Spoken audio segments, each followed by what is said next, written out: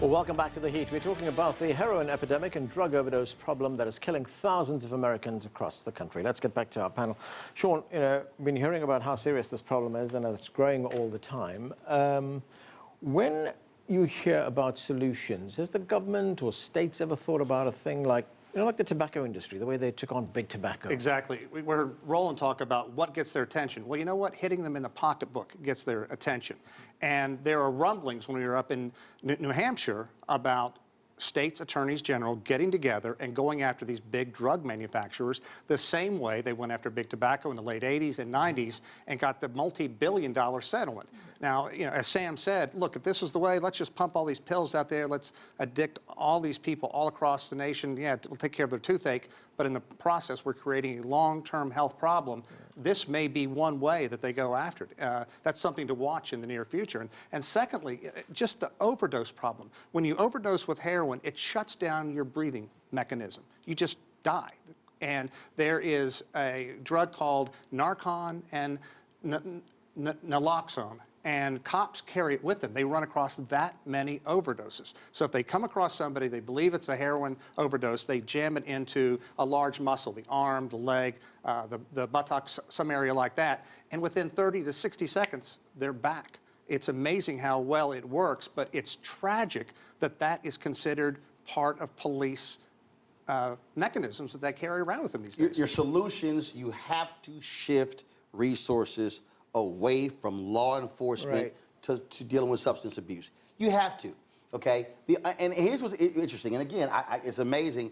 One of the reasons why all of a sudden you're having a real discussion about treatment is because Republicans who are fiscal conservatives, who are governors of states like in Kansas and others, have woken up and gone, oh my God, we're spending billions of dollars building prisons. We've been trying to tell you that for the last 20, 30 years. And now they're realizing that it doesn't make sense to throw people in prison who are nonviolent offenders and say, what's the cost? And so now what you're saying, and look, I don't care what your motive is. If it's morally right, if it's about money, fine, but you have to stop fighting this fake, ridiculous war on drugs and say, I must deal with treatment, not somehow thinking you're gonna stop the flow of drugs coming to the country. And some politicians, of course, say that the problem is, the cause of the problem is elsewhere. Let's take a listen to Donald Trump, one of the Republican candidates. Watch this. The drugs, the heroin, it's pouring in, and it's so cheap because there's so much of it. And the kids are getting stuck, and other people are getting stuck. We're going to end it. We're going to end it. We're going to end it at the southern border. It's going to be over. So what he's saying... Damn lie. That's a damn... Look, I can... If you want to, go back to Nixon, Ford, Carter, Reagan, Bush, Clinton, Bush. We can go down the line.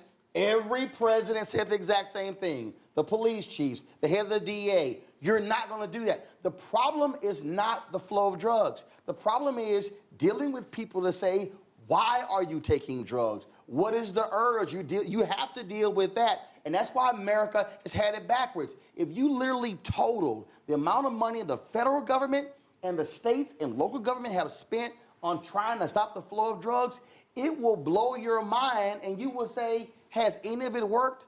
No. Sam, is there a recognition, when politicians or other authorities talk about countering this problem, is there a recognition on a new approach to dealing with drug addiction? In the past, in the last 2 decades, it's been just lock them up. But is there now a feeling that, well, that hasn't worked? I would say that's certainly, I think where it's most interesting to watch is in the red part of America. You find it in areas, in part because that's, in many red areas is where you're now finding this most intensely affecting people, the opiate addiction and heroin. But you find also those were always the folks making most strenuously the argument that there was no place for anybody connected with the drug trade except prison or jail. And now that's definitely changing, particularly in areas where it has really badly hit a lot of people. And I believe, of course, and said this in my book, that this has to do with the fact that it's mainly people whose children maybe in other epidemics were not affected, and supported a tough on crime stance. Now their kids or their nephews or the kid down the street or the quarterback on their football team are getting addicted, and it's that constituency. This is percolating. This is growing up Now from the they give roots, a if you damn. ask me. Now they care. Right. But let me go to poor whites. We go to poor whites. Okay, Roland, I'm going to come to you. Carl, go ahead. I'll come to you in a moment, Roland. Well, and this change needs to come with resources. Treatment is much better than it has been, where we've made many great advances, but we need the NIH budgets to continue to support cutting-edge neuroscience and treatment work in the community. We can't just say, okay, now we'll give people treatment. We have to put our money where our mouth is, and to the extent that we can take these resources, start funding research the way we had seen the doubling of NIH budgets, and really be able to make sure that the treatments we're providing are the best possible ones we can have. This goes beyond, again, race is also class, okay? We have seen in the last 10 years an explosion of poor whites who have been thrown in jail for meth use. All of a sudden now with heroin, you're now dealing with, yes, middle-class suburban white kids. You're dealing with white parents who have fallen out dead, losing everything because of heroin. And so you have to still deal with how we treat it. This conversation is only being had because you're dealing with middle and upper-class whites. But then you have to say, wait a minute, what's happening in Tennessee, in Appalachia, in Georgia, in South Carolina with poor whites addicted to meth?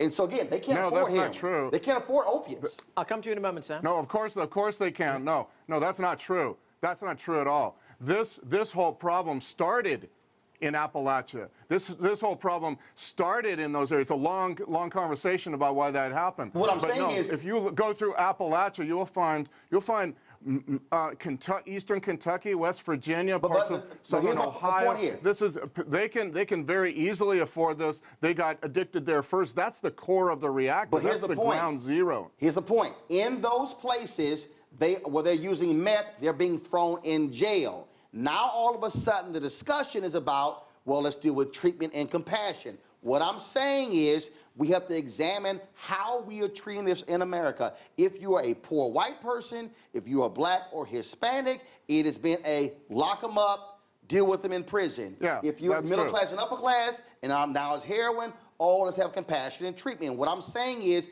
there must be a comprehensive approach in America where you must say enough with the lock 'em up strategy. You deal with massive treatment across the board, and then you begin to shift resources away from law enforcement to treatment. I really agree with that. However, you also have to understand this treating opiate addiction is one of the most difficult things to possibly do in all of addiction counseling. This is the most, in my opinion, what I've seen, what my reporting shows, is that you're talking about a minimum of a year. That is an enormous amount of resources that you're going to have to devote to this. It's a really stunning amount of people. But when you have people in prison right now for first-time nonviolent offense, and they're spending 10, 12, 15 years, and you take the amount of money we're spending to deal with that person in prison, I say spend the money. Okay. Carl, you said go ahead. Go ahead, Sam. That's possible. The truth is, in most prison systems, in most state prison systems in America, a first-time nonviolent offender does not go to prison. I guarantee you that just doesn't happen. I know a whole bunch of black folks who have. Right. Carl, you were saying earlier that treatment is becoming available right now. What are the chances of people living in rural areas getting access to good treatment? Especially when hospitals are being shut down because they don't want to accept Obamacare. Okay. Go ahead, Carl. Well, it really depends on the resources that we have and the right training programs. I think with the Affordable Care Act, there is more attention to addiction as a physical illness and something that we need to put resources towards. But the fact of the matter is we need more training programs. We need folks who want to work in the community. I did my graduate training at West Virginia, and we worked very hard to be able to get treatment professionals who would stay in the state, and that was very hard. Okay, I'm going to have to leave it there. Thanks to all of you for joining us.